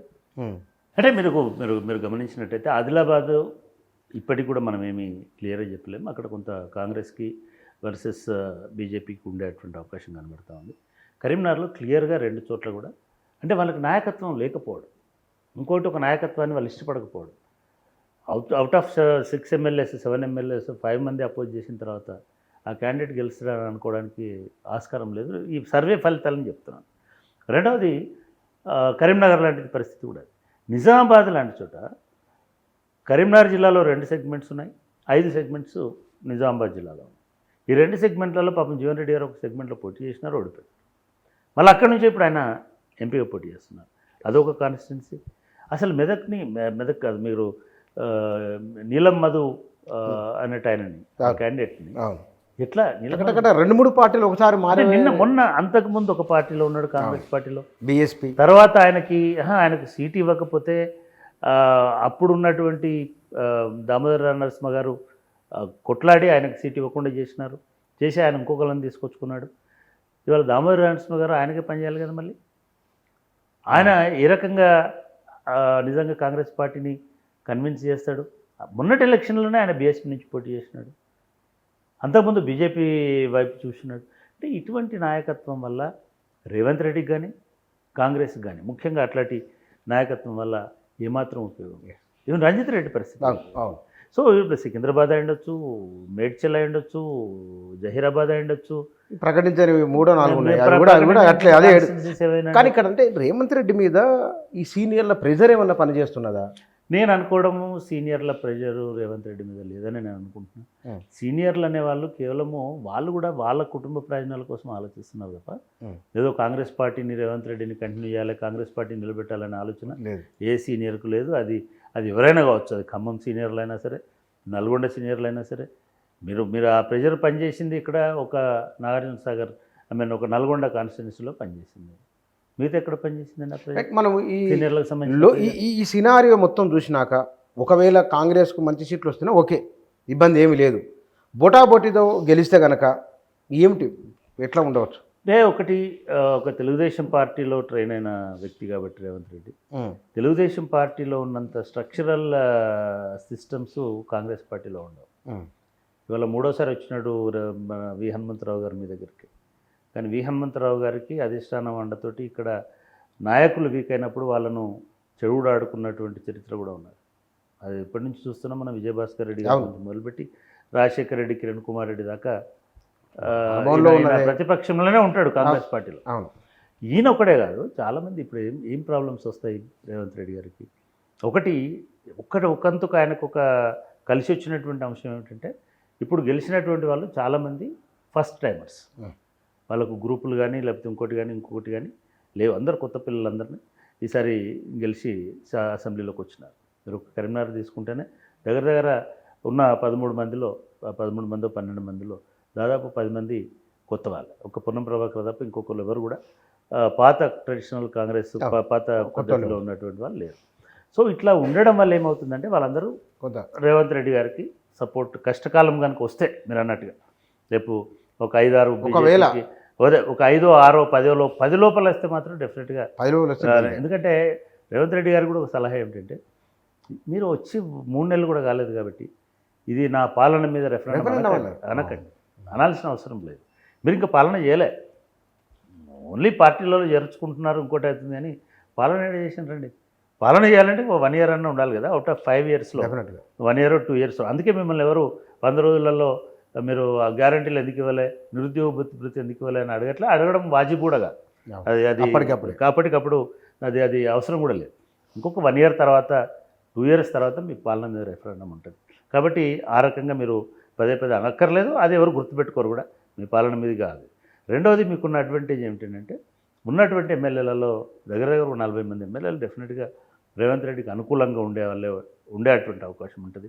ఇవన్నీ వేస్ట్ అండి. పొంగులేటి శ్రీనివాసరెడ్డిని ఎవరు హర్షించరు. ఒకవేళ ఆయన ప్రయత్నం చేస్తానని నేను అనుకోను, కాదు ఒకవేళ చేసినా కూడా ఆయన వల్ల ఏమీ కాదు. కానీ షిండేలు తెలంగాణ ప్రజలు హర్షించే అవకాశం లేదు అంత అంటే నేను అనుకోవడం ఇమ్మీడియట్గా. అంటే షిండే అక్కర్లే, కాంగ్రెస్ పార్టీలో నుంచి రారు షిండేలు బీజేపీలోంచో లేకపోతే ఇంకో నుంచో అల్లకెళ్ళి వస్తారు తప్ప, శివసేన నుంచి వస్తారు. చిన్న ప్రాంతీయ పార్టీలలో షిండేలు వచ్చే అవకాశం ఉంటుంది. కానీ కాంగ్రెస్ పార్టీలో ఒకళ్ళు దించేస్తే ఇంకోళ్ళు ఎత్తుకోవడానికి చాలామంది రెడీగా ఉంటారు. మనము ఇవాళ పొరపాటున రేవంత్ రెడ్డి పార్టీ మారాలనుకుంటే ఇమీడియట్గా బట్టి విక్రమార్క ఉంటాడు, పొన్నం ప్రభాకర్, ఆల్టర్నేటివ్ ఆటోమేటిక్ ఉంటుంది. కాబట్టి ఇక్కడేదో చీలిపోయి గ్రూపులు అయి ఇది కాంగ్రెస్ పార్టీలో అటువంటి ఓవరాల్గా ఇందుకు. రెండోది చెప్తా, రేవంత్ రెడ్డికి కూడా ఇది ఫస్ట్ పవర్. అవును, ఆయన జీవితంలో పవర్లో లేడు. అంటే ఎమ్మెల్యే ఉండొచ్చు, రిప్రజెంటేటివ్ ఉండొచ్చు, కానీ అడ్మినిస్ట్రేటర్ రూలర్గా లేడు. ఆయన కూడా అంత తొందరపడి ఈ కన్ఫ్యూజన్లోకి పోడు. డెఫినెట్గా ఆయననే ముఖ్యమంత్రిగా ఉంటాడు. కాకపోతే ఇవాళ గెలుపోవటములను బట్టి కొంత అలజడి ఉండేటువంటి అవకాశం ఉంటుంది, ప్రెషర్ పెట్టేటువంటి అవకాశం ఉంటుంది, అధిష్టాన వర్గం జోక్యం పెరిగే అవకాశం ఉంటుంది, కోటరీలు పెరిగే అవకాశం ఉంటుంది. ఇది రేపు నువ్వు ఇస్తామనుకున్నటువంటి పదవుల పంపిణీ మీద, లేదా నువ్వు మినిస్ట్రీ ఎక్స్పాన్షన్ మీద, మోర్ ఆఫ్ కాంగ్రెస్ మినిస్ట్రీ కావాలనేటువంటి డిమాండ్ వచ్చే అవకాశం. ఇవాళ కాంగ్రెస్ మైనారిటీ, కాంగ్రెస్ పార్టీ గవర్నమెంట్లో ఇతరులకెళ్ళి వచ్చిన వాళ్ళు ముఖ్యమంత్రితో సహా, అవును, ముఖ్యమంత్రి అయ్యుండొచ్చు, సీతక్క గారు అయ్యుండొచ్చు, లేదా తుమ్మల నాగేశ్వరరావు గారు అయ్యుండొచ్చు, పొంగులేటి శ్రీనివాసరెడ్డి గారు అయ్యుండొచ్చు. ఇట్లా 6 వీటిలలో 9 మందిలో 6 బయట నుంచి వచ్చిన వాళ్ళే కనబడుతున్నారు. బట్ రేపు అట్లా ఉండకపోవచ్చు. రేపు ఇవన్నీ అనే ఏమవుతుంది, ఓడిపోతానంటే ఆయన పవర్స్ రిస్ట్రిక్ట్ అయితే తప్ప ఆయన పదవులకి వెళ్ళి తీసేస్తారు, కూలిపోతుంది గవర్నమెంట్. ఇదంతా ఎప్పుడు కూలిపోతుంది అంటే, కేంద్రంలో కూడా కాంగ్రెస్ పార్టీ అధికారంలోకి రాలేదనుకోండి, బీజేపీ ఇంకా ఎక్కువ పవర్ఫుల్గా వచ్చిందనుకోండి, బీజేపీ మాత్రం ఖచ్చితంగా ఈసారి ఎన్నికలలో ఇక్కడ మంచి ఫలితాలు వస్తాయి. నెంబర్ 1 తెలంగాణ పొరపాటున ఇప్పుడున్నటువంటి అంచనాలను బట్టి అయితే వాళ్ళు చెప్పినట్టు 300 రావు. నిన్న రాహుల్ గాంధీ కూడా 400 రావు అంటున్నారు. 400 కాదు, 300 రావు బీజేపీ. ఒకవేళ 300 వచ్చినా రాకపోయినా రాష్ట్రాలలో స్థిరమైనటువంటి కాంగ్రెస్ ప్రభుత్వాలు ఉండకూడదు అనేది బీజేపీ పాలసీ. అట్లా మనం 13 ప్రభుత్వాలని వాళ్ళ ఎక్స్పీరియన్స్ బట్టి రేపు కర్ణాటక ప్రభుత్వం మీద కూడా చాలా రకాలైనటువంటి వార్తలు వస్తున్నాయి. ఒకవేళ 250 మోడీకి వస్తే అనుకుందాం, ఫర్ ఎగ్జాంపుల్, అటువంటి పరిస్థితులలో మళ్ళీ కాంగ్రెస్ పార్టీ బలపడడానికి లేదా థర్డ్ ఫ్రంట్ బలపడడానికి అవకాశం ఉంటుంది. ఒకటి గుర్తుపెట్టుకోండి, 250 వచ్చినా బొటాబొటి వచ్చినా వల్ల బీజేపీ గవర్నమెంట్ ఫామ్ చేస్తారు. బీజేపీ మీరు బయట నుంచి ఇప్పుడు ఎట్లాగైతే మన ఒరిస్సా నవీన్ పట్నాయక్ గారు చేస్తున్నారో, అంటే రాజకీయాల్లో ఏది సంభవం కాదనుకోకండి. అవును, రేపు మమతా బెనర్జీ నేను బయట నుంచి సపోర్ట్ చేస్తాను, ఎందుకంటే ఆమెకు ఇంకొక 5 ఏళ్ళు ఆమె ఆయుష్ పొడిగించబడుతుంది, అక్కడ ఇబ్బంది ఏమి ఉండకపోవచ్చు. అంటే అక్కడ 40 మంది అవును ఉన్నారు, 42 42 మంది ఉన్నారు. వెస్ట్ బెంగాల్ నాకు కనీసం 30 మంది వచ్చినా కూడా that is a significant power. Yes yes నేను ఒక ఐడియాలజికల్గా డిఫర్ చేస్తున్నది ఇప్పటికీ మోడీని ఓన్లీ సౌత్ మాత్రం. ఆ సౌత్లో కూడా ద్రవిడియన్ పార్టీస్ మాత్రమే, కాంగ్రెస్ అండ్ ద్రవిడియన్ పార్టీస్ తప్ప ఏ పార్టీ కూడా ఐడియాలజికల్గా బీజేపీని వ్యతిరేకించిన పార్టీ లేవు. మిగతా వాళ్ళందరూ కరుస్తున్నటువంటి వాళ్ళందరూ కూడా అఫ్కోర్స్ సమాజ్వాదీ పార్టీ, ఎందుకంటే వాళ్ళకి ఇమ్మీడియట్ రైవల్ కాబట్టి. సో ఈ 3 పార్టీలకే కనీసం 10-20 సీట్లు వచ్చే అవకాశం ఉంది, 30 సీట్లు వచ్చే అవకాశం ఉంది. కాబట్టి ఈ 3 పార్టీలు ఎటు బెండ్ అవుతాయనే దాన్ని బట్టి కదా ఇవాళ. అట్లాంటప్పుడు మనము రూల్ అవుట్ చేయడానికి అటు సమాజ్వాదీ పార్టీ పోవడానికి అవకాశం లేదు, ద్రవిడియన్ పార్టీస్ పోయే అవకాశం లేదు. అటువంటిప్పుడు ఒకవేళ పొరపాటున టీఆర్ఎస్ లాంటి పార్టీకి, బీఆర్ఎస్ లాంటి పార్టీకి 4, 5, 2, వైఎస్ జగన్మోహన్ రెడ్డికి 10, 5, 15 ఐ మీన్ ఇట్లా వచ్చినప్పుడు ఎలక్షన్లలో వాళ్ళు తెలుగుదేశం పార్టీతో ఉన్నప్పటికీ కూడా రేపు అవసరం అనుకుంటే జగన్కి అటువంటి అంటూ ముట్టు ఏం లేదు, ఎక్కడికైనా ఆయన పోగలుగుతాడు, ఎక్కడైనా ఉండగలుగుతాడు. కాబట్టి ఇమ్మీడియట్గా ఈ రాజకీయాలు ఇట్లా. ఇక్కడ ప్రాబ్లం ఏమిటంటే మళ్ళీ మోడీ కనుక అధికారంలోకి వస్తే ఆయన డెఫినెట్గా కర్ణాటకలో గవర్నమెంట్ ఉంచే అవకాశం లేదు. అదేవిధంగా తెలంగాణలో కూడా ఆయన దృష్టి పడేటువంటి అవకాశం ఉంటుంది. లక్ష్మణ్ లాంటి వాళ్ళు, నేను రఘునందన్ రావు గారో లేకపోతే ఇంకోరో అంటే పాపులర్ పాలిటిక్స్లో ఉన్న వాళ్ళు మాట్లాడింది నేను పట్టించుకోను, కానీ లక్ష్మణ్ గారు పదే చెప్తున్నారు. అంటే లక్ష్మణ్ లోతైనటువంటి మనిషి, లోతుగా మాట్లాడేటువంటి మనిషి. ఒకవేళ కనుక అట్లయితే డెఫినెట్గా అప్పుడు డిస్టర్బెన్స్ అనేది ఉంటుంది. మరి ఆ డిస్టర్బెన్స్ ఎవరి వైపు ఉంటుంది? మోడీ పాత పరిచయంతో బిగ్ బ్రదర్ ఏమన్నారు, బడే బాయ్ చోటే బాయ్ కలుస్తారా? లేదు, బడే బాయ్ చోటే బాయ్ నేను ఇంకా బడే కావాలి కాబట్టి ఇంకొక 10 ఏళ్ళు కాంగ్రెస్లో నేను కొట్లాడే అధికారంలో ఉండాలంటే అది మంచి డిసిషన్ అవుతుంది. అట్లాంటప్పుడు మరి పొంగులేటి శ్రీనివాసరెడ్డి కాంట్రాక్టర్ కాబట్టి మరి ఆయన ఏమైనా కొంటాడా అందరినీ, లేదా మోడీ ఏమైనా ఉపయోగపడతాడా? ఇవన్నీ కూడా చాలా విచిత్రమైన, చాలా ఆసక్తికరమైన లోక్సభ ఎన్నికల తర్వాత ఈ రాజకీయాలు. కానీ మనం ఇంతకుముందు పూర్వం ఇంటర్వ్యూలో అనుకున్నాం, మొత్తం ఈ 17 లోక్సభ నియోజకవర్గాల పరిధిలో ఇవాళ 4 మాట్లాడుకున్నాం. ఈ 4తో పాటు ప్లస్ మిగిలిన 13 కూడా నెక్స్ట్ ఇంటర్వ్యూలో మళ్ళీ ఈసారి మనం కలిసినప్పుడు లోక్సభ నియోజకవర్గాల్లో వచ్చిన మార్పులు, ఈ సర్వేలు ఇప్పటికి కొన్ని మారుతాయి. కాంగ్రెస్ అభ్యర్థులు కూడా కొన్ని మార్పులు ఏమైనా జరుగుతాయో ఏమో తెలియదు, ఇంకా పూర్తి కాలేదు. బుచ్చన్న అంటున్నావు కాబట్టి కాంగ్రెస్ తన అభ్యర్థులని కనీసం 3-4 చోట్ల మార్చుకోకపోతే, అంటే ఎప్పుడైనా సరే పార్లమెంటుకు వెళ్ళే అభ్యర్థులకు కొంత మెచ్యూరిటీ ఉన్నటువంటి వాళ్ళని, కొంచెం భాష పరిజ్ఞానం, ఇవాళనే వస్తూ వాళ్ళ బయోడేటాలు చూసిన కొంతమంది, సరే 10వ తరగతి చదివిన వాళ్ళు పోవద్దని ఏం లేదు, కానీ వాళ్ళు పార్లమెంట్లో ఒక నోరు తెరిచి మాట్లాడగలిగే, అంటే కనీసం సమితి ప్రెసిడెంటో, మండలి ప్రెసిడెంటో, లేదా చట్టసభలలో ఉండేటువంటి ఇట్లాంటిది కాకుండా పోరాళ్ళని తీసుకొచ్చి పెడుతున్నారు. ఇది కాంగ్రెస్ పార్టీలోనే జరుగుతుంది, మిగతా చోట్ల లేదు, అది గమనించండి. అవునవును, రాజ్యసభ ఎందుకో మరి వాళ్ళు చాలా బీజేపీ వాళ్ళు చాలా తెలివిగా, వాడు ఏ పార్టీ వాడైనా సరే వీళ్ళ కండువా కప్పి తీసుకుపోయినారు. వాళ్ళందరూ మీరు ఒక ఎవరినైనా తీసుకోండి, శానంపూడి సైదిరెడ్డికి ఎవడు కోఆపరేట్ చేస్తలేరు అన్నప్పటికీ కూడా, బట్ శానంపూడి సైదిరెడ్డి ఒక స్మార్ట్ లీడర్, మాట్లాడగలుగుతాడు, చెప్పగలుగుతాడు, ఇంగ్లీష్లో చెప్పగలుగుతాడు, హిందీలో ఏదో ఒకటి ఉంటుంది కదా. ఏది లేకపోయినా సరే తెలుగులో చెప్పడం తప్పేం కాదు, తెలుగులోనే చెప్పగలగాలి. మీరు తీసుకొస్తున్నటువంటి నాయకుల పేర్లు చెప్తే బాగుండదు, ఎందుకంటే వాళ్ళందరూ కూడా మనకు తెలిసిన వాళ్ళు ఉంటారు. వీళ్ళని పట్టుకొస్తే వీళ్ళు ఏం చేయాలి పార్లమెంట్లో? చూద్దాం ఇవన్నీ ప్రశ్నలు. వీడి వాస్తవానికి చక్రపాణి సారు ఒక ప్రశ్నతో వారు చెప్పడం ముగిసింది. ఆ ప్రశ్నకు ఆన్సర్ కూడా వారితోనే తీసుకున్నాం. బహుశా ఇంకొక వారం 10 రోజుల గ్యాప్ తర్వాత లేదా 15 రోజుల గ్యాప్ తర్వాత మొత్తం 17 లోక్సభ నియోజకవర్గాల అభ్యర్థులు అన్ని పార్టీలు దాదాపు పూర్తి అయిపోతాయి. పూర్తి అయిపోయిన తర్వాత ఎవరు ఎక్కడ ఏ రకమైన అంశాలు ప్రభావితం చేసేవారు బయటపడే అవకాశం ఉంది. అప్పుడు మాట్లాడదాం. Thank you sir, thank you very much.